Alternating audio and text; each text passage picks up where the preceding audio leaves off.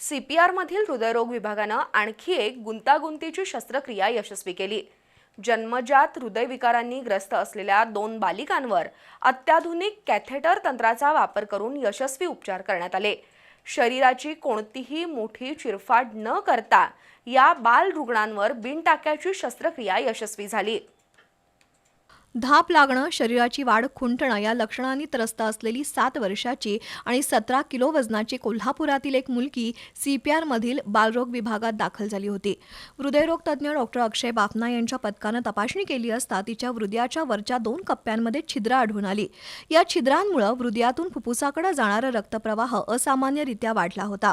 सीपीआरच्या हृदयरोग विभागातील इंटरव्हेन्शनल कार्डिओलॉजी पथकानं 22 मिलीमीटर डिव्हाइस वापरून कॅथेटरद्वारे छिद्र बंद केलं। उपचारानंतर त्या मुलीच्या प्रकृतीत वेगानं सुधारणा झाल्यानं रुग्णालयातून तिला डिस्चार्ज देण्यात आला। तर दुसऱ्या एका प्रकरणात मूळ उत्तर प्रदेशातील आणि सध्या कोल्हापूर जिल्ह्यात राहणाऱ्या 6 वर्षाच्या मुलीवर यशस्वी उपचार करण्यात आले। वारंवार छातीचा संसर्ग होऊन वजन न वाढणं, धाप लागणं अशा त्या मुलीला तक्रारी होत्या।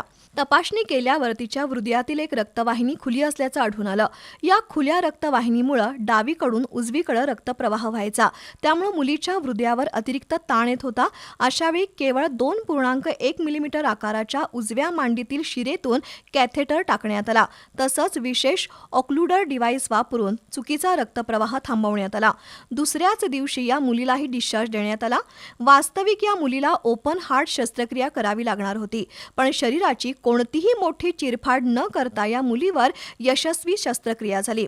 त्यासाठी हृदयरोग विभाग प्रमुख डॉक्टर अक्षय बाफना, बालरोग विभाग प्रमुख डॉक्टर संगीता कुंभोजकर, भूलतज्ज्ञ डॉक्टर उल्हास मिसाळ यांनी परिश्रम घेतले।